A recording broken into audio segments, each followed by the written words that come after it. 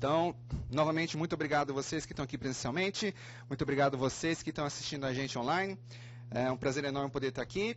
E hoje, na primeira palestra do dia, eu vou falar um pouquinho sobre dados e microserviços, como que a gente liga com banco de dados legados nessa área de sistemas distribuídos, de aplicações distribuídas. Vou lembrar de falar mais pertinho do microfone, hein, para vocês escutarem no fundo. Eu tenho discutido esse assunto de microserviços já há alguns anos, e em todos os lugares e todas as equipes, todos os desenvolvedores com os quais eu conversava, a pergunta número 1 que sempre surgia era se a melhor prática para a gente criar uma aplicação, uma arquitetura de microserviços, é você partir de um monolito e quebrar em partes menores, mas sistemas corporativos vai ter um grande banco de dados relacional legado, com um monte de tabelas e relacionamentos, como eu quebro aquele banco de dados em bancos de dados de microserviços? Era essa a pergunta que eu sempre escutava, sempre escutei nos últimos 3, 4 anos, e eu não tinha uma resposta para isso. Foi por isso que eu decidi, durante os últimos 2 anos, pesquisar bastante sobre o assunto, e boa parte dos resultados que eu tive dessa pesquisa eu quero apresentar para vocês hoje. Okay? Então, meu nome é Edson Yanaga, eu sou diretor de experiência de desenvolvedor da Red Hat. Meu Twitter é @Yanaga. Se vocês quiserem me seguir, eu tweeto um monte sobre DDD, DevOps, microserviços, Java e outras coisas relacionadas. Eu também sou um Java Champion e um Microsoft MVP, que eu sei é uma combinação bastante diferente, mas é só para mostrar para vocês que o mundo mudou, nós vivemos num mundo bastante diferente. E fazer um jabazinho para vocês, o resultado dessa pesquisa que eu fiz aí nos últimos 2 anos, eu fui convidado, escrevi esse livro pela O'Reilly, Migrating to Microservice Databases. O Red Hat Developers comprou os royalties do livro. Então, se vocês entrarem nessa URL, developers.redhat.com, e digitarem tudo isso daí, vocês têm direito a uma cópia gratuita do livro, um e-book. Mas se for muito para digitar, se vocês entrarem na minha conta do Twitter, o pinned tweet, o primeiro da minha conta, é o link para o livro, está disponível. E aqui, exclusivamente hoje, no TDC, nós trouxemos, de cortesia para o TDC, 200 cópias físicas do livro. Ao meio-dia, em ponto, eu vou estar lá no stand da Red Hat para fazer uma sessão de autógrafos. Então, se vocês quiserem uma cópia física do livro, estará disponível hoje, enquanto as cópias durarem. Então, fica aqui o convite para vocês. Tudo aquilo que eu vou falar aqui na palestra está muito mais detalhado no livro. Então, eu sempre recomendo que as pessoas leiam o livro, porque 1 hora é um tempo bastante limitado para poder discutir todo esse assunto. Tá? Então, está à disposição para vocês. E depois que vocês lerem, eu adoraria receber o feedback de vocês. E para começar, eu sempre gosto de começar minhas palestras com essa frase que não é minha, da Forbes. Now every company is a software company. Hoje toda empresa é uma empresa de software. Você não trabalha para um banco, você trabalha para uma empresa de software. Você não trabalha para uma indústria, você trabalha para uma empresa de software. Por quê? Porque software é aquilo que move, aquilo que nós chamamos de hoje de economia digital. Alguns chamam de digital revolution, algo desse tipo. Mas, e eu confesso que eu fui uma dessas pessoas, quando falei de economia digital, eu fui uma das pessoas que sempre acreditou que economia tinha tudo a ver com dinheiro. Mas depois de eu ler alguns livros de economia, e particularmente economia comportamental, eu descobri que economia não tem nada a ver com dinheiro, mas economia tem tudo a ver com pessoas. É por isso que quando eu estava na universidade, o departamento de economia estava no Centro de Ciências Sociais, porque basicamente economia, os economistas eles estudam como um sistema composto por pessoas, por indivíduos, como que os indivíduos dentro do sistema interagem uns com os outros para pegar um sistema e levar ele de um estado para outro estado. E algumas das motivações que as pessoas têm para fazer essa transição de estado envolvem coisas como poder, como amor, como ódio e também como dinheiro. Então, basicamente, quando a gente fala de economia digital, nós estamos estudando como nós estamos mudando a forma com que pessoas interagem entre si no sistema através de software. Isso é economia digital. E alguns bons exemplos dessa nossa nova economia digital são que a maior empresa de transporte através de carros do mundo não tem carros, que é a Uber. A maior empresa de hospedagem do mundo não tem nenhum imóvel, que é o Airbnb. O maior varejista de comércio eletrônico do mundo não tem estoque, que é o Alibaba. E a maior rede de conteúdo do mundo não produz conteúdo, que é o Facebook. Tudo bem que ultimamente está bastante questionável. Mas todas as empresas têm alguma coisa em comum, elas só existem através de software, e o software produzido por essas empresas está mudando a forma como as pessoas interagem. É por isso que eu gosto tanto de destacar o papel que nós, desenvolvedores de software, temos nessa nova etapa do mundo, porque tudo o que vai acontecer de hoje em diante depende de um software, e é importante que a gente consiga desempenhar e cumprir bem o nosso papel. Porque software muda a vida das pessoas, e se alguém vai mudar a vida dessas pessoas para melhor, com certeza somos nós, desenvolvedores de software, que estamos criando essa mudança.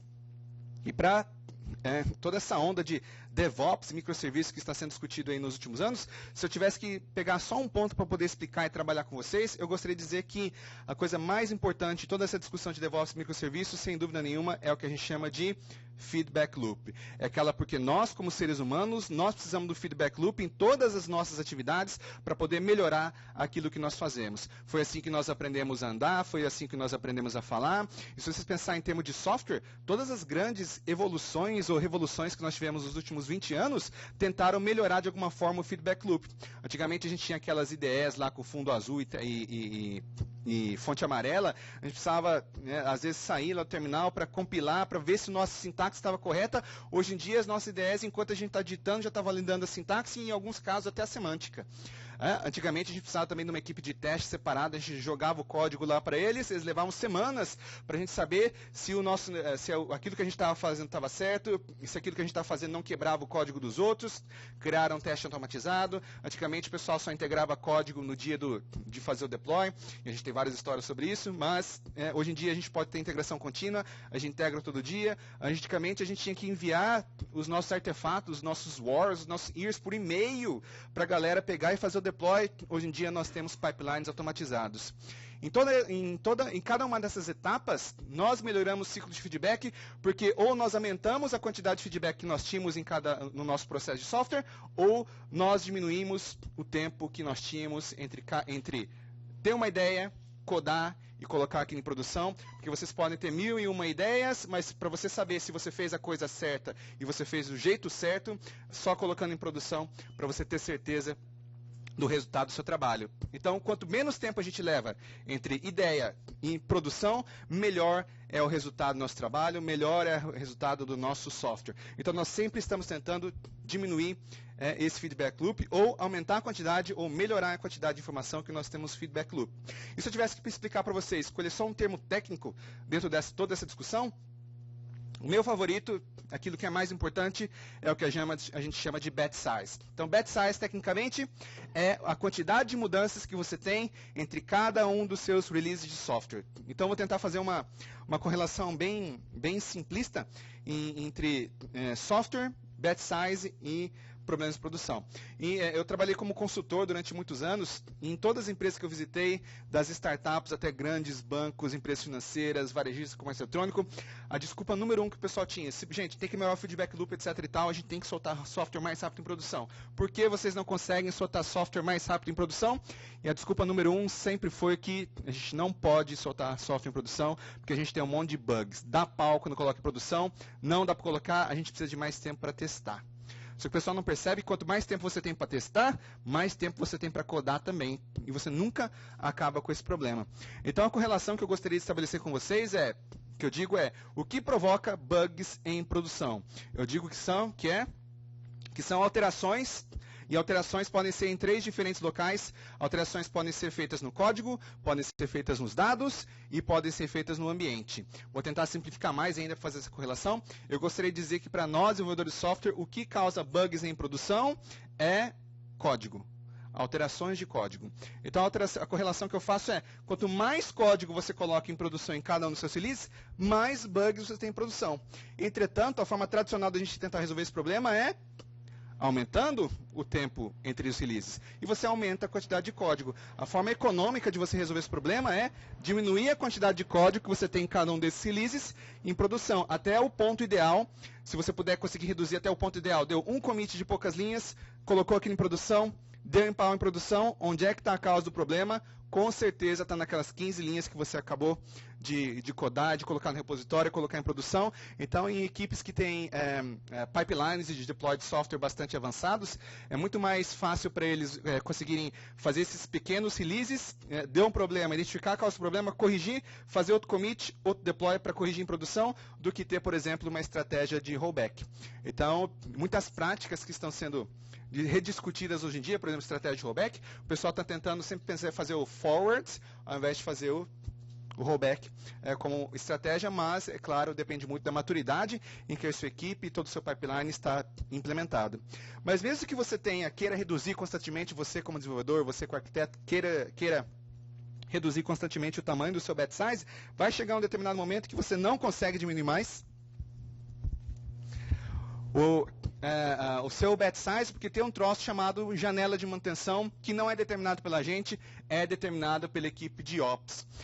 Por que acontece isso? Porque o pessoal de Ops sabe que toda vez que a gente solta software em produção, tem um monte de bug, a gente pega e interrompe o trabalho dos usuários, tem que fazer os usuários saírem do sistema ou logarem de novo, a gente coloca problemas. É por isso que eles obrigam a gente a fazer release de software somente naquela janela de manutenção, que geralmente é à noite, depois das 6, ou dependendo do seu trabalho, é só sábado, 3 horas da manhã. É óbvio que você não quer fazer esse trabalho software de 3 horas da manhã, porque se você quer fazer release de software cada vez mais frequentes, você não vai ficar todo sábado de plantão na empresa, 3 horas da manhã, para fazer release de software. Então, nós temos que quebrar essa janela de manutenção. Para quebrar essa janela de manutenção, nós precisamos de algo que é chamado de Zero Downtime, que é a habilidade de você conseguir fazer release de software em produção sem interromper os usuários que estão acessando o seu sistema. Para fazer Zero Downtime, você tem um requisito, que é você precisa de um ambiente com Blue-Green Deployments. Eu vou explicar bem rapidinho esse conceito. É um ambiente de deployment tradicional, de Blue-Green Deployment. Você tem os seus clientes enviando requisições diretamente para o seu deployment. Você tem um único deployment, que nesse caso é o Azul. Se você quiser criar um ambiente de Blue-Green Deployment, você tem que adicionar um novo componente para a sua arquitetura, que é um proxy, que pode ser um proxy reverso ou um balanceador de carga, não importa. É só um componente que está catando as requisições e encaminhando para alguém no back-end. Então, quando você tem o proxy, você pega e adiciona mais uma cópia do seu ambiente de produção. Agora tem o azul e tem o verde. Cada um dos seus ambientes tem que ser uma cópia idêntica um do outro, porque cada um dos seus ambientes tem que ser capaz de suportar 100% das suas requisições em produção num determinado momento. Então, se você conseguiu fazer essa réplica dos ambientes para fazer um Blue-Green Deployment, para atualizar software, simplesmente você pede para o seu proxy parar de enviar requisições para o seu ambiente verde, você para os servidores, você copia os novos artefatos, você inicia os novos servidores. Se você estiver utilizando uma tecnologia como Java, você vai lá e manda algumas requisições de mentira só para esquentar os servidores para eles ficarem bem rápidos, e quando tudo está ok, não tem nenhum problema, etc e tal, você vai lá e pede para o proxy começar a mandar as requisições para o seu ambiente verde. E percebam que o fato de você poder fazer Blue-Green Deployments permite não somente que você tenha Zero Downtime, mas também a forma mais segura de você colocar software em produção, porque se você pegou e soltou o Green, começou a monitorar as métricas, etc e tal, começou a dar pipoca em produção, você sempre tem a versão anterior do seu software ainda rodando no ambiente azul. Se você quiser, simplesmente você não precisa voltar a direcionar as requisições para o ambiente verde e deixa o azul rodando até você conseguir identificar qual que é o problema e fazer um novo release no seu ambiente verde. Mas, se tudo correu bem, você vai lá e repete o mesmo processo no ambiente azul, para os servidores, copia os artefatos, inicia, espera eles esquentarem, está tudo ok. Você pode pedir para o seu proxy mandar as requisições para o ambiente azul também, e todo mundo está feliz. Nesse momento, se você quiser, você pode até pensar em balancear as requisições entre o ambiente azul e o ambiente verde, mas esse não é o propósito do Blue-Green Deployment, é balancear e sim permitir que você atualize as coisas com Zero Downtime e você tenha sempre uma versão anterior na hora de fazer release. Desculpa, gente, estou tirando aqui porque começa a falar esquenta. Então, nossa, isso aqui não parece tão complicado. Daria para fazer, e muita gente, se vocês procurarem na internet tutoriais, o pessoal ensina como criar ambientes, arquiteturas, para permitir o Blue-Green Deployment. Mas, a gente é desenvolvedor, geralmente só pensa no código. Eu gosto de dizer que com código é fácil. Difícil é manipular o estado das aplicações. E as pessoas perguntam, quero fazer Blue-Green Deployment, mas... E o meu banco de dados relacional? Porque quando eu atualizo uma versão do meu software, o esquema do meu banco de dados relacional, a versão nova não roda com a anterior. Então esse troço de Blue-Green Deployment não adianta, porque a partir do momento que eu atualizo a outra automaticamente deixou de funcionar. Então, mas nós temos uma resposta para isso, porque você tem sim, e aliás, você precisa e é possível fazer Zero Downtime Deployments, Blue-Green Deployments com bancos de dados relacionais, sim. E a resposta para isso é, primeiro, se antes você fazia atualizações do seu banco de dados na mão, agora você não pode mais, tem que automatizar tudo. As duas ferramentas de automatização de migrations no seu banco de dados mais populares do mercado são o Flyway e o Lickbase. Todas elas têm o mesmo conjunto de funcionalidades. Eu, particularmente, tenho uma preferência pessoal pelo Flyway, mas só porque é a ferramenta que eu estava utilizando anteriormente e também porque o Flyway ele funciona tanto no back-end quanto com aplicações Android. Então, utilizando o driver JDBC ou SQL Droid, você pode utilizar o Flyway tanto na aplicação Android quanto no back-end. Inclusive, eu fui a pessoa responsável por fazer o patch do driver e colocar ele no Maven Center para ficar disponível lá para desenvolvedores Java. Então, e por isso que eu prefiro o Flyway. Dá para usar a mesma ferramenta em mais de um ambiente. Então, se você automatizou tudo certinho, você não está mais mandando os seus scripts SQL de migration para o DBA ou aplicando isso manualmente lá na sua IDE lá do banco de dados, então você pode tentar fazer aquilo que a gente chama de Zero Downtime Migrations. E só para explicar para vocês, migration tecnicamente é o nome do termo que a gente dá para as alterações de código e para os scripts SQL que a gente aplica entre cada uma das versões do nosso software para alterar o estado do esquema do banco de dados. Tecnicamente isso é chamado de migrations. E para a gente conseguir Zero Downtime Migrations, nós precisamos criar migrations que sejam compatíveis para frente e para trás. Para que elas sejam compatíveis para frente e para trás, nós precisamos transformar aquilo em baby steps, que vocês ouvem muito hoje em dia, ter o menor batch size possível em cada uma dessas migrations. Para ter baby steps, é óbvio que os seus scripts SQL não podem ter muitas linhas.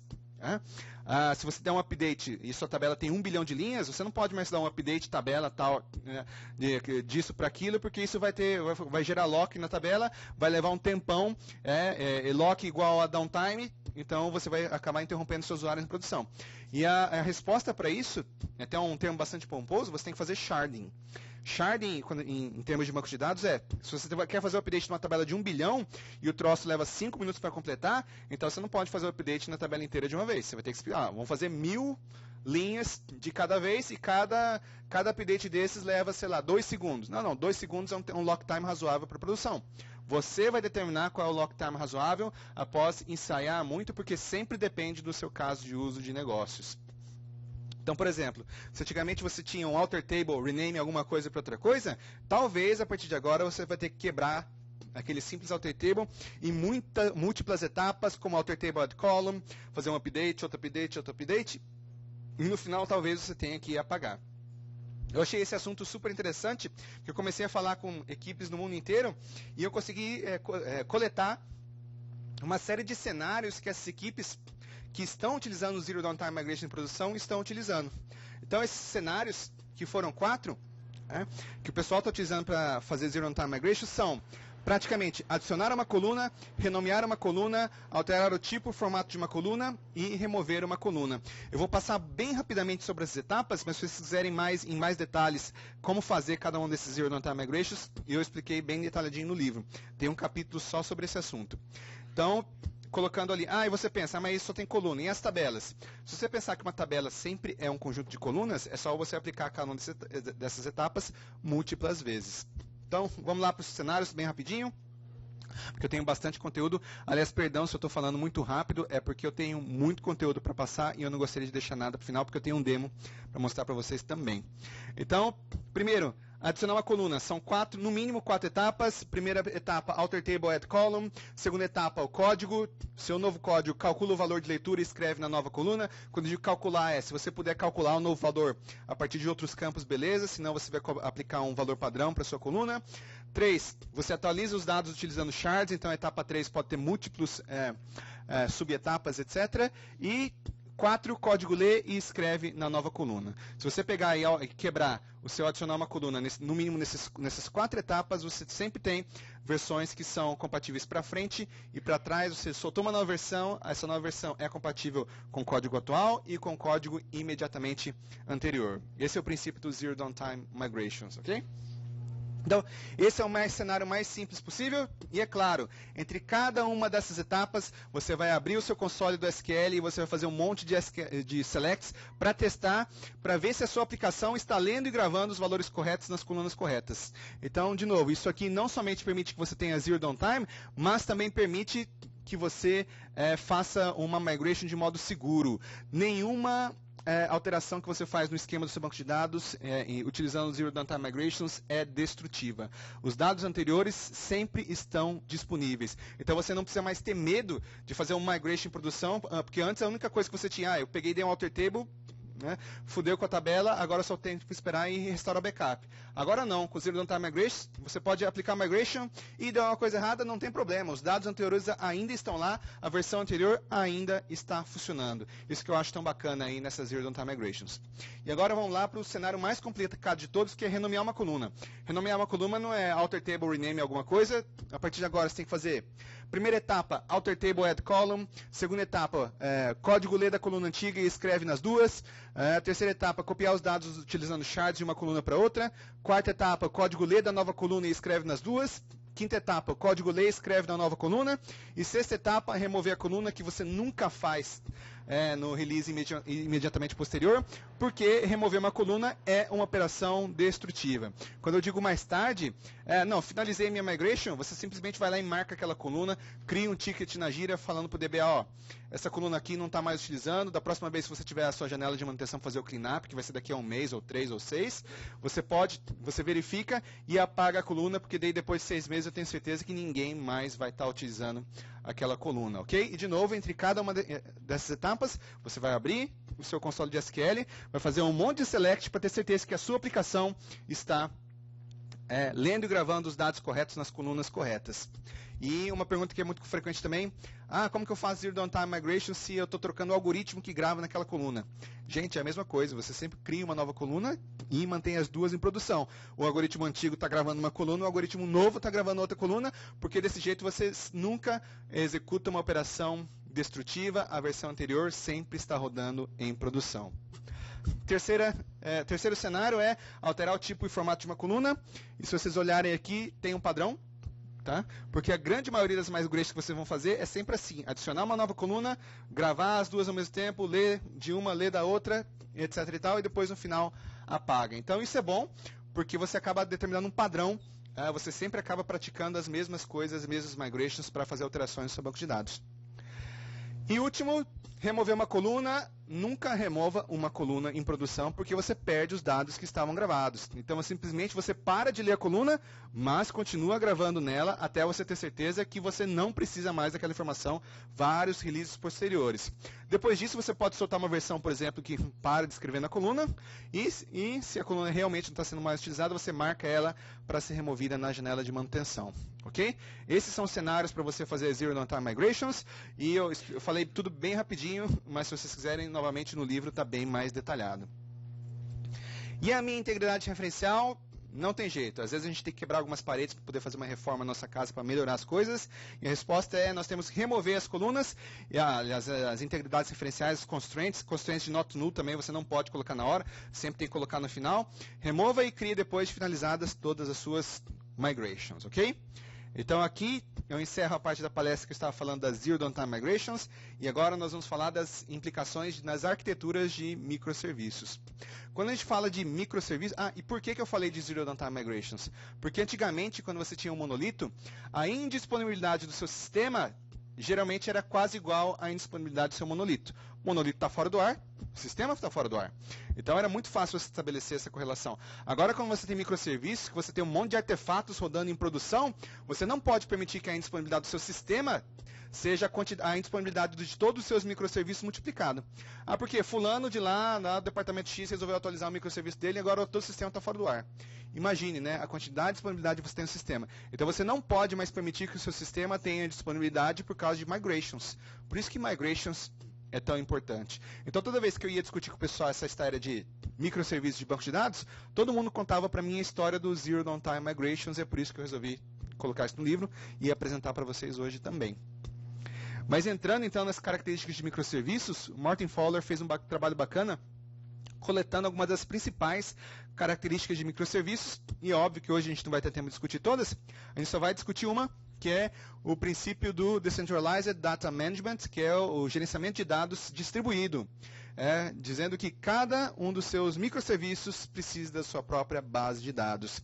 Então, e a pergunta é, de novo, se eu parto de um monolito e eu preciso ter microserviços, como é que eu pego lá um monolito e uma base de dados monolítico e passo a aplicar o princípio de dados descentralizado. Então você tem que extrair o seu banco de dados de microserviço a partir do seu monolito e criar essa base de dados separada, até que você consiga ter um banco de dados por microservice. Mas, de novo, você sempre começa de um monolito. E a resposta é que durante um certo tempo você vai precisar integrar ou até mesmo ler as informações do mesmo lugar, até que você consiga escolher uma estrutura de integração de dados que seja mais robusta. E o que eu sempre sugiro é, você nunca vai conseguir criar uma arquitetura de microserviço do Big Bang. Então, eu sempre tenho pesquisado como você criar etapas evolucionárias da sua arquitetura de software, porque, primeiro, essa integração aí não é boa. Eu sei que não é boa, mas é a melhor etapa para eu conseguir continuar evoluindo a minha arquitetura até chegar na integração que eu considero como sendo a ideal. Então, a gente vai acabar vendo alguma dessas técnicas aqui. Eu não condeno nenhuma delas, embora eu acho que algumas delas não sejam boas. Mas eu entendo que muitas dessas técnicas são etapas transitórias até você conseguir chegar na sua arquitetura ideal. E, infelizmente, eu não posso explicar para vocês hoje como é que eu escolho qual pedaço do meu banco de dados relacional eu vou separar para colocar no banco de dados microserviço. Porque qual pedaço do seu banco de dados é fundamentalmente uma decisão de negócios. Você tem que conhecer o seu modelo de dados de negócios de modo profundo o suficiente para poder identificar quais são os dados que sempre vivem e sempre são modificados juntos. Então, isso é um problema de negócios. Eu como desenvolvedor de software, como arquiteto, etc., eu acredito que a melhor forma de você conseguir identificar esses spots é através da modelagem do seu modelo de negócios, e a minha técnica favorita para isso é utilizar Domain Driven Design. Mas eu conversei com o pessoal da França e eles estão tentando resolver esse problema de outro lado. Eles estão utilizando estatísticas do banco de dados para poder descobrir quais tabelas e quais colunas do banco de dados têm o maior padrão de frequência de serem atualizadas ao mesmo tempo. Então, eles identificam primeiro no banco de dados para poder achar os padrões e essa galera aqui é um candidato para ser extraído do microserviço porque ela sempre tem o mesmo padrão de acesso. Quando a galera acessa, sempre acessa esse pedacinho aqui junto. E o meu contra-argumento para eles, eu espero que eles sejam muito bem-sucedidos para eles me contarem depois qual foi a experiência deles, mas o problema que eu vejo é, não, beleza, você identificou no banco de dados que ali é um candidato ideal para ser extraído, mas como é que você vai extrair esse código, essas tabelas do seu banco de dados, sem ter que mexer no código? Então, o código geralmente está emaranhado, ali está todo mundo conversando com todo mundo, então, embora os dados sejam difíceis, o código também é super complicado. Eu acho que é muito mais fácil você evoluir a sua arquitetura se você caminhar junto, altera o código, altera dados, altera código, altera dados, ao invés de identificar direto lá no banco de dados, mas eu acredito que no mínimo possa ser uma solução interessante para você ter uma noção inicial de onde você tem que começar os seus trabalhos, e eu estou esperando a galera terminar lá a pesquisa deles para me contarem, pelo menos eles falaram que iam me contar depois qual era o resultado do trabalho. Okay? Então, não posso ajudar hoje em como separar, porque depende muito do negócio, mas eu posso ajudar vocês em como evoluir e como integrar esses dados em arquiteturas de microserviços depois.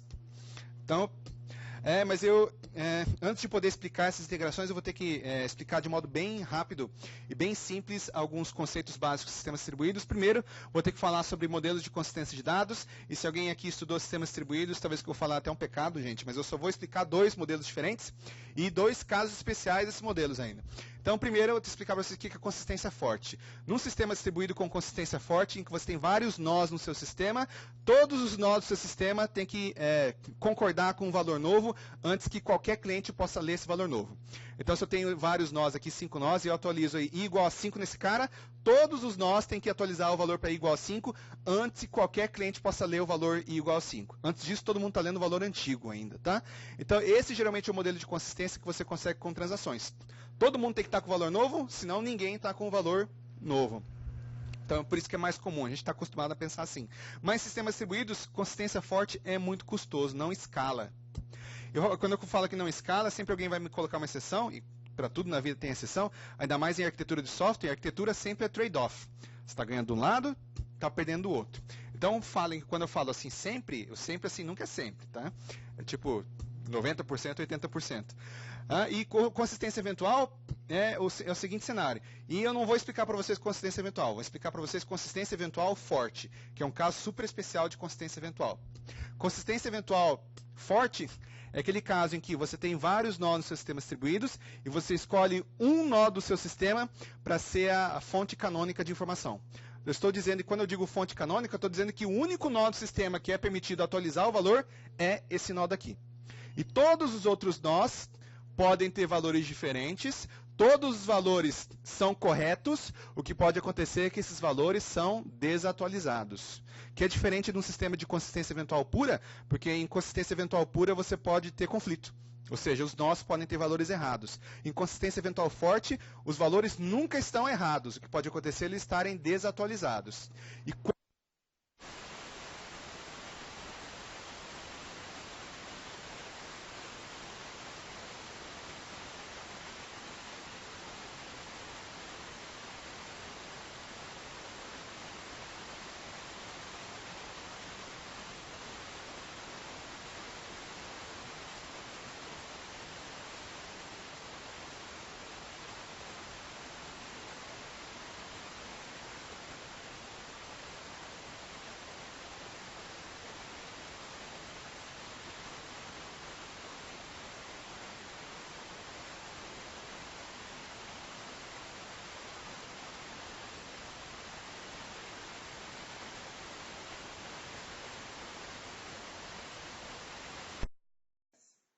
muita gente tem algumas definições estranhas do que é CQRS e eu vou dizer para vocês que CQRS é um troço super simples. Primeiro, CRUD, o Create, Read, Update and Delete. Vocês têm a arquitetura que a maioria de vocês está acostumado. Significa que você usa o mesmo modelo tanto no código quanto na sua base de dados para fazer as 4 operações. Ou seja, as operações de leitura e as operações de escritas são utilizadas no mesmo modelo de dados tanto no código quanto no banco de dados. Traduzindo isso para quem é desenvolvedor, significa que você vai criar uma classe chamada cliente, e você vai ter uma tabela cliente e as suas dependências, você vai executar todas as operações de leitura e escrita utilizando a classe cliente e a tabela cliente. Você vai salvar cliente e você vai ler cliente, que é a arquitetura mais adequada para casos de usos simples. É por isso que em 90% dos casos a gente sempre opta primeiro pelo CRUD, até porque ele é tão simples que tem muitas ferramentas no mercado que até fazem um scaffolding automático, geração de código para a gente só define alguns parâmetros e já gera tudo sozinho. Por quê? Porque é extremamente simples. Tá? Mas quando nós estamos falando de problemas de escala ou distribuição de dados, CRUD já não atende mais a gente. Nós precisamos de uma outra arquitetura e é aí que entra CQRS, que significa Command Query Responsibility Segregation, que é um nome assim, bastante sofisticado para um troço que é ridiculamente simples. CQRS significa basicamente que agora, se antes todas as operações, leitura e escritas, utilizavam o mesmo modelo de negócio, as mesmas classes e as mesmas tabelas do banco de dados, a partir de agora você pode ter classes diferentes no seu código para ler e para escrever no seu banco de dados. O que isso significa? Significa que agora para gravar no seu banco de dados você ainda continua utilizando a classe cliente, mas para ler no seu banco de dados você cria uma classe separada. Qual? Eu tenho certeza que muitos de vocês já fizeram isso no passado. A classe cliente e a tabela cliente tem um monte de dados. Tem nome, telefone, CPF, histórico, transações, etc. e tal, endereços anteriores, mas de repente alguém chega com um caso de uso para vocês, eu quero um relatório de clientes. E a única coisa que eu preciso do relatório de clientes é o ID, o nome e o e-mail. Você não vai pegar e recuperar todos os clientes do seu banco de dados com todas as informações que tem para gerar um relatório que só usa 3 colunas do seu banco de dados. O que você vai criar? Você vai criar um cliente DTO, que só vai ter o ID, o nome e o e-mail, e vai recuperar do banco só aquelas 3 colunas, vai popular e vai manipular aquilo na memória. Quando você criou essa classe cliente DTO, você criou uma arquitetura de CQRS. Você está utilizando modelos diferentes para ler e modelos diferentes para gravar. Tem cliente e tem cliente DTO. E você perceba que você pode ter múltiplas arquiteturas de CQRS só para cliente. Tem cliente DTO, depois só não vai chamar cliente DTO1, cliente DTO2, etc. e tal, né? Mas você tem vários casos de uso diferentes para cada um dos seus clientes DTO. E quando estou falando DTO, não é aquele DTO do EJB, 1.1, etc. e tal. É só para dizer que o DTO é uma classe no seu sistema que é anêmica. Ela não tem comportamento. É só um troço para guardar os dados para resolver esse problema de reporting, que é extração de dados para serem exibidos, ok? Esse é o caso de uso mais comum para a arquitetura de CQRS. Mas quando você percebe que, nossa, CQRS é isso, você percebe que você não está restrito a utilizar uma única base de dados para a sua arquitetura de CQRS. Então, uma arquitetura mais sofisticada, e essa é a arquitetura mais popular quando a gente fala em microserviços, é o CQRS com data stores separadas. Significa que antes, agora eu tenho não somente modelos de negócio no código diferentes, cliente, cliente DTO, agora eu também tenho tabelas diferentes no meu banco de dados para ler e para gravar. O que isso significa? Se vocês alguma vez já criaram uma view no seu banco de dados, executaram consultas na view para poder simplificar o seu processo, você criou uma arquitetura de CQRS com data stores separadas, porque essa view é uma data store separada, é uma arquitetura de CQRS. Se você já criou uma materialized view no seu banco de dados, só para poder gerar aqueles relatórios com agregação que é pesado, para ser atualizado de modo assíncrono, parabéns, você criou uma arquitetura de CQRS. Você só não sabia que tinha esse nome. Você criou uma arquitetura de CQRS com data stores separados. Então agora eu acho que a gente consegue solucionar essa dúvida, né? O que é CQRS? CQRS é isso, modelos diferentes, ou no código, ou no modelo de negócios, ou na base de dados para fazer operações de leitura e escrita. E, de novo, o principal motivo para utilizar CQRS em arquiteturas corporativas tradicionais é sempre desempenho, e agora com sistemas distribuídos é distribuição e integração de dados. Então, em microserviços, a gente utiliza CQRS com data stores separadas para desempenho e distribuição e integração de dados. E vou ter que falar também sobre Event Sourcing, porque Event Sourcing casa muito bem com CQRS de novo, por motivo de desempenho. O que é Event Sourcing? Vou dar um exemplo caso para vocês. Banco, né? A conta do banco. Você tem lá, você nunca grava o saldo da sua conta do banco com uma coluna lá na sua tabela. Você cria o quê? Você cria uma tabela adicional, que são as transações. Então, se todas as contas do banco começam com 0, você aplica transações de débito e crédito, e para você saber quanto de dinheiro você tem na sua conta, é só o quê? Catar todo o histórico de débito e crédito, calcular, você sabe qual que é o saldo atual. Isso é uma arquitetura de CQRS. A informação do seu sistema não está gravada numa coluna, numa tabela, mas sim a informação do seu sistema é representada por um fluxo de eventos, que são as transações de débito e crédito.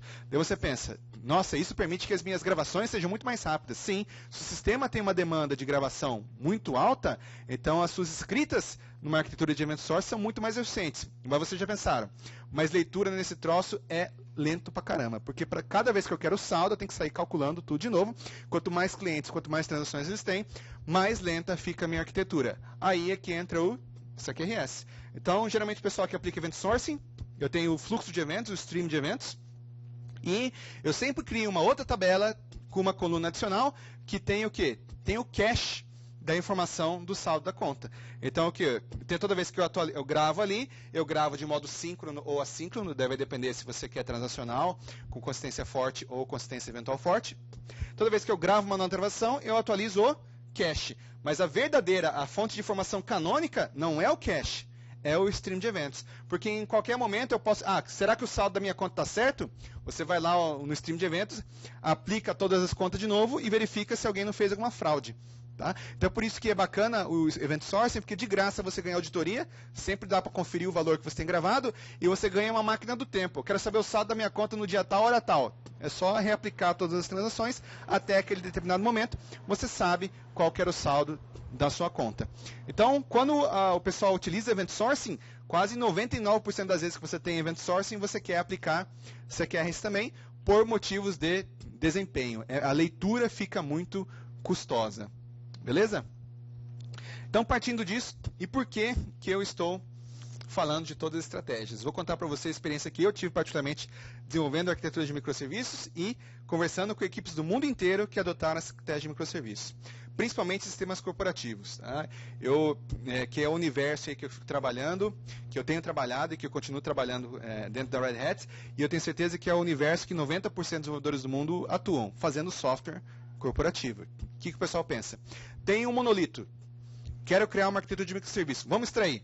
Eu escolho ali e vou extrair o cliente. O cliente é um microserviço bacana. Então a galera extrai o cliente, extrai o banco de dados do cliente e o monolito aqui está rodando. Mas como nós fizemos a nossa arquitetura certinha, todo o acesso está sendo através de DAOs, etc. e tal, eu extraí agora todos os DAOs, ao invés de consultar direto da tabela, vai fazer uma requisição HTTP remota com JSON, né, porque a gente é moderno, etc. e tal, para extrair os dados do cliente. Colocou em produção, não funciona. Por quê? Porque é lento pra caramba. Não funciona. Então o pessoal pensa sempre, gente, talento. Se talento é um problema de desempenho, para resolver o problema de desempenho a gente precisa de cache. A galera vai lá e cria um cache interno dentro de memória, dentro do monolito, para cachear os clientes que você tinha que fazer remotamente. Beleza. Ainda talento. Melhorou, mas talento por quê? Porque o nosso cache não é suficiente para aguentar a quantidade de requisições que a gente tem para o cliente. O que o pessoal faz? Cria um grid externo de um banco de dados key value e externaliza o cache. Então, nossa, agora a gente tem um grid, in-memory grid, ele é rápido, o nosso cache é grande o suficiente. Mas agora eles percebem que tem outro problema. Tinha um monte de funções dentro do meu monolito que acessavam a tabela do cliente. A gente fazia join, um monte de relatório que precisava do cliente. Agora eu tenho que modificar todos eles, agora não pode mais fazer o join no banco. Eu tenho que extrair o banco de dados de memória, agora eu tenho que consultar os objetos do meu cache e fazer o join todo em memória, simplesmente para fazer o mesmo resultado. E o pessoal pergunta, por que a gente não cria uma cópia da tabela do cliente, né, direto no meu monolito e resolvo integrar aqui depois? Maravilha, você criou um CQRS com data stores separados. Esse é o passo que eu vi em 99% das empresas que eu visitei, né? REST não funciona, cache interno, muito pequeno, cache externo, agora resolveu um problema de desempenho, mas agora tem que mudar tudo isso aqui, peraí, vamos fazer uma cópia, né, dos dados que estava lá. E esse é o princípio fundamental das arquiteturas de microserviço. Você tem que distribuir a informação, porque acessar a informação de forma síncrona é um gargalo do seu sistema. Né? Gera indisponibilidade, porque se o cliente estiver indisponível, você também não consegue mais funcionar. De alguma forma, você tem que ter uma tabela CQRS dentro do seu monolito. Não precisa necessariamente, porque o cache também é uma representação de CQRS. Eu só estou dizendo que para sistemas corporativos que vocês têm necessidade de reporting complexas, é muito mais eficiente você criar sua tabela de CQRS direto dentro do banco de dados do seu monolito com as informações que você precisa. E agora a discussão que a gente vai ter é como eu atualizo essa tabela de CQRS que existe dentro do meu monolito com as informações que tem no meu microserviço. Eu coletei 9 estratégias diferentes, dentre todas essas visitas e conversas que eu tive com empresas ao redor do mundo, que são shared tables, que são tabelas compartilhadas, views, materialized views, triggers, código transicional, ETL, virtualização de dados, event sourcing e Change Data Capture, ou CDC. Eu vou passar bem rapidinho aqui para vocês, que o meu tempo está acabando e eu quero mostrar um demo para vocês. Então, tabelas compartilhadas é uma integração super rápida, que você não tem que mudar nada. Tanto o seu microserviço quanto o seu monolito estão lendo das minhas tabelas. Tem consistência forte, porque está usando transação. Tem baixa coesão e autocomplemento. Na prática, eu considero isso aqui uma má prática, porque é a desculpa perfeita para a galera nunca mais mudar nada. Eu não posso mudar o meu microserviço porque o monolito está usando, eu não posso mais mudar o meu monolito porque o meu microserviço está usando. Ou seja, é a desculpa para você fazer uma vez e nunca mais poder mexer. Então, se você decidir utilizar tabelas compartilhadas, faça isso sabendo, eu estou fazendo isso porque eu tenho que entregar hoje, mas amanhã eu já vou migrar para uma outra estratégia de integração, porque isso aqui, em longo prazo, acaba sendo um terror de manutenção. Segunda estratégia para criar essa sua tabela de CQRS, você pode utilizar views. É a alternativa mais fácil de implementar. Em 2017, todos os bancos de dados têm suporte a views, mesmo bancos de dados como SQLite e H2, que é In-Memory Database, eles têm suporte a views. Você pode ter possíveis problemas de desempenho, porque em alguns bancos de dados uma view é só um alias para um select. Então, tem consistência forte, porque você sempre está gravando no mesmo lado com transação. Um banco de dados tem que ser alcançável para o outro, significa que se você tem banco de dados remoto, pelo menos no Oracle, significa que você vai ter que usar um DB-Link. Se tem algum DBA aqui, eu sei que alguns vão falar palavras ruins sobre isso, mas eu já vi times usando e funciona. Eu mesmo já implementei isso algumas vezes, e se a escala que você tem da sua tabela de CQRS não for muito alta, às vezes funciona. Tá? E também a sua view é atualizável dependendo do DBMS, pelo menos no Oracle isso é possível. Materialized View, geralmente se você tem problemas de desempenho na view, você acaba criando uma Materialized View. Por quê? Porque Materialized Views elas são armazenadas no seu banco de dados como se fossem tabelas físicas. Então, da mesma forma que você otimiza uma tabela, criando índice, etc. e tal, você pode otimizar uma Materialized View. Tem consistência forte ou eventual, dependendo de como você atualiza. Em View, você sempre está gravando o mesmo lado. Na Materialized View, ela pode ser atualizada a um commit, em cada commit, ou seja, você tem consistência forte, ou você pode atualizar com um intervalo de tempo ou sob demanda. Aí você tem consistência eventual. Um banco de dados pode ser alcançável pelo outro, de novo. pelo menos no Oracle dá para usar um DB-Link, e eu sei que muita gente vai reclamar, mas eu já usei isso aqui, eu já utilizei essa técnica de migração em pelo menos 2 grandes sistemas, que tinha uma taxa de atualização que não era muito alta, a gente só precisava atualizar os registros a cada 1 hora, e funcionou perfeitamente bem, mesmo com um DB-Link remoto, com um data center privado e com um banco de dados rodando na Amazon. Funcionou, beleza. E é atualizável dependendo do seu banco de dados. Trigger. Comitou aqui, atualiza a sua base de dados remoto, depende do seu suporte do banco de dados, como a sua trigger você vai pegar ela no on-commit, ela sempre tem consistência forte, um banco de dados deve ser alcançável pelo outro, de novo, você pode usar um DB-Link, mas eu já vi gente utilizando com sucesso, mas eu considero essa uma das mais práticas, primeiro, porque só funciona em integração ponto a ponto, você só tem um microserviço e uma base de dados CQRS. Quando você começa a ter mais base de dados CQRS, o código da trigger fica imanutenível, porque gravou aqui, tem que atualizar aqui, tem que atualizar ali. Mudou aqui, tem que mudar aqui também. Mudou ali, tem que mudar aqui também. Vira um troço em cascata. Além de ficar absolutamente lento, porque é em todo commit. Então, trigger, em casos específicos, funciona, mas eu considero assim uma solução temporária até você conseguir migrar para algo mais robusto. Código de transacional é muito parecido com a trigger. Código transacional você pode usar store procedure ou transações distribuídas, que tem os seus problemas de desempenho. Tem consistência forte, porque você está utilizando transações. Você tem possíveis problemas de coesão e acoplamento. De novo, mesmo problema da trigger, atualizou aqui, atualizou lá e vice-versa. E, como é código, você pode fazer de qualquer jeito, pode ser atualizável, a sua tabela CQRS pode ser atualizável, embora eu sempre recomende que você nunca utilize esse cenário, sempre escolha uma fonte canônica de informação e utilize consistência eventual forte, porque você não quer entrar no mundo de sistemas distribuídos com consistência eventual em que você tem que resolver conflito. ETL. ETL é aquele conjunto de ferramentas igual ClickView, Pentaho, etc. e tal, que você extrai dados de BI. Você tem um monte de ferramentas disponíveis, depende de um gatilho externo, geralmente é trigger ou sob demanda. Você pode agregar de múltiplos data sources, é consistência eventual, porque você leu já está desatualizado, e integração é somente de leitura, o que não é uma coisa ruim. Quando que eu considero você utilizar uma ferramenta de ETL para criar a sua base de dados CQRS?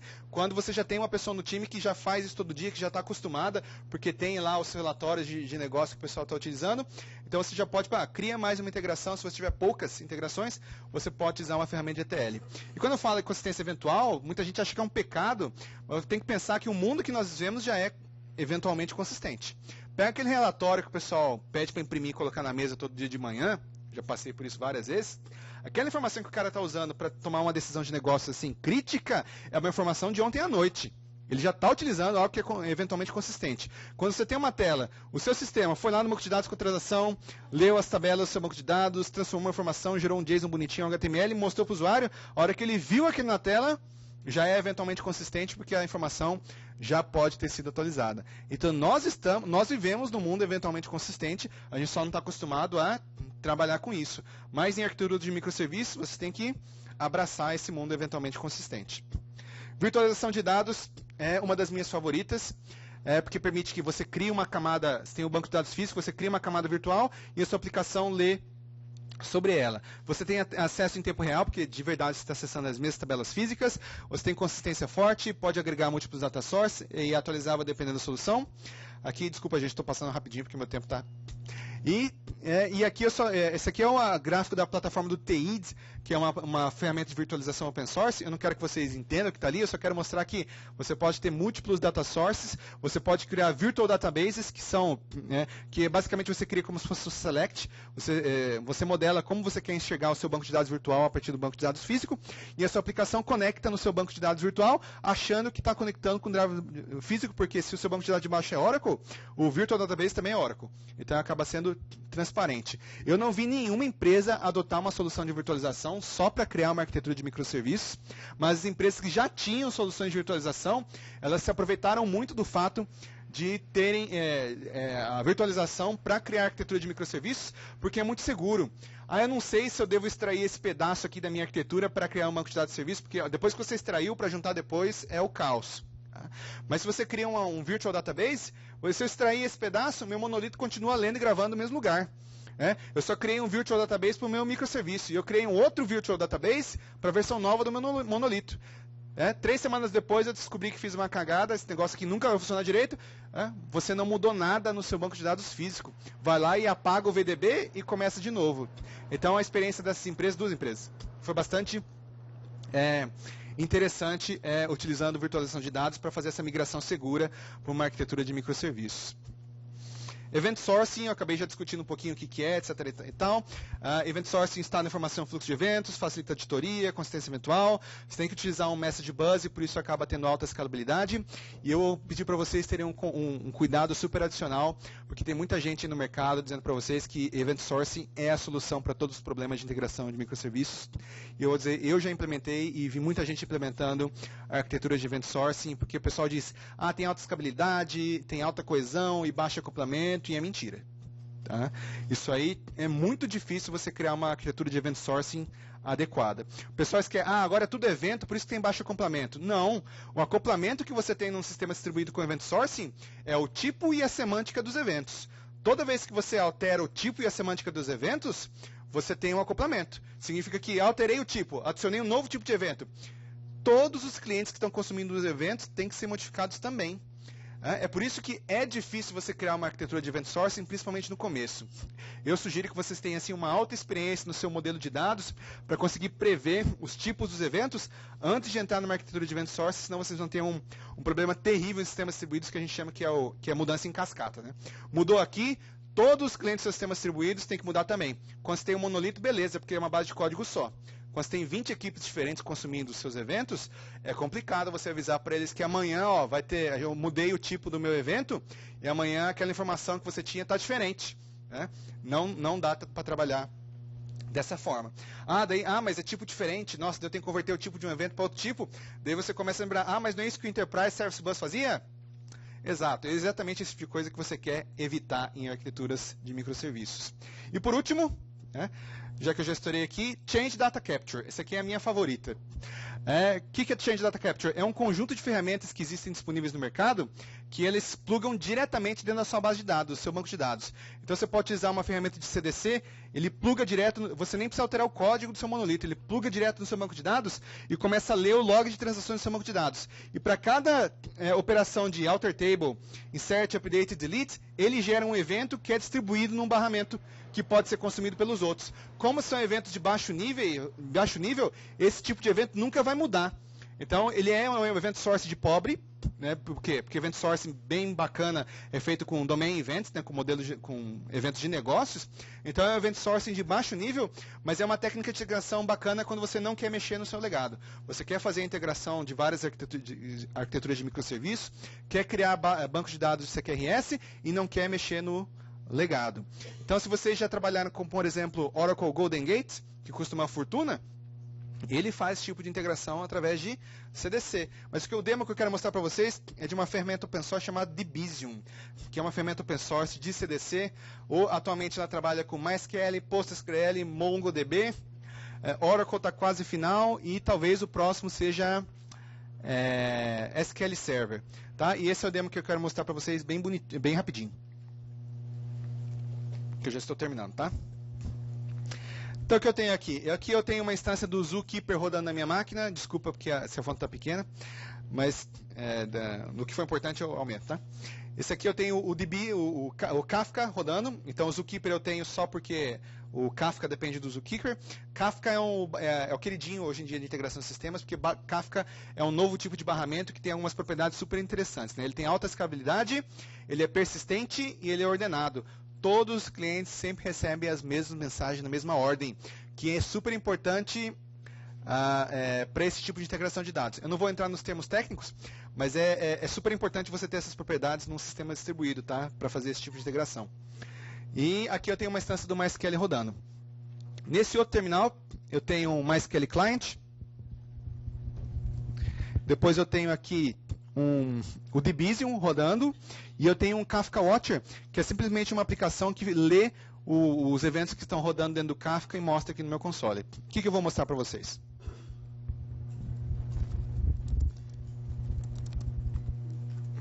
Então aqui eu tenho... Um pouquinho melhor. Aqui eu tenho um banco de dados, tabela Customers, tem alguns IDs. Olhem o ID 1004, a Anne Cressmar. Eu vou pegar e vou dar um update nessa tabela. Assim que eu achar meu mouse. Então, update. Coloquei, o que aconteceu? Vou aqui no Kafka Watcher, o Debezium pegou e gerou esse evento para mim.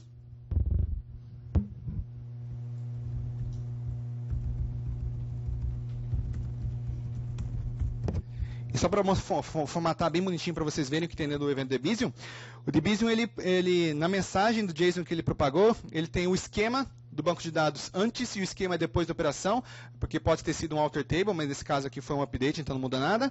E ele mostrou para mim aqui, olha, o payload antes dessa operação, o valor da linha era esse, N Crashmar, o after é esse aqui, se você colocar agora ela se chama Anne-Marie, e aqui é uma informação interna do MySQL, e a operação era de update. A partir do momento que você tem essas operações no seu banco de dados, eu acho que vocês conseguem imaginar, é super simples você catar essa informação e manipular e atualizar a sua base de dados CQRS na sua arquitetura de sistemas distribuídos. E aqui o Debezium, e outra pergunta que o pessoal faz, mas se o Debezium cair fora do ar? O Debezium, ele grava a posição do log do banco de dados que ele está dentro do Zookeeper, graças ao Kafka. Então, mesmo que ele caia e você reconecte ele depois, ele vai continuar a fazer o stream dos eventos do ponto em que ele parou. Então, mesmo que o Debezium está fora, a galera está torando pau ali, gravando e atualizando, etc. e tal, a hora que o Debezium voltar no ar, ele vai fazer o broadcast das informações. Que eu tinha um demo aqui, mas eu não vou mostrar porque a gente já está sem tempo. E era isso que eu queria mostrar para vocês. É óbvio que toda essa informação vai estar disponível em developers.redhat.com. Eu estou escrevendo, eu tenho esse livro publicado que a gente vai distribuir hoje, meio-dia, aqui no TDC, mas eu tenho um outro livro também que eu estou escrevendo, especificamente sobre Domain Driven Design para aplicações Java legadas, como que a gente refatora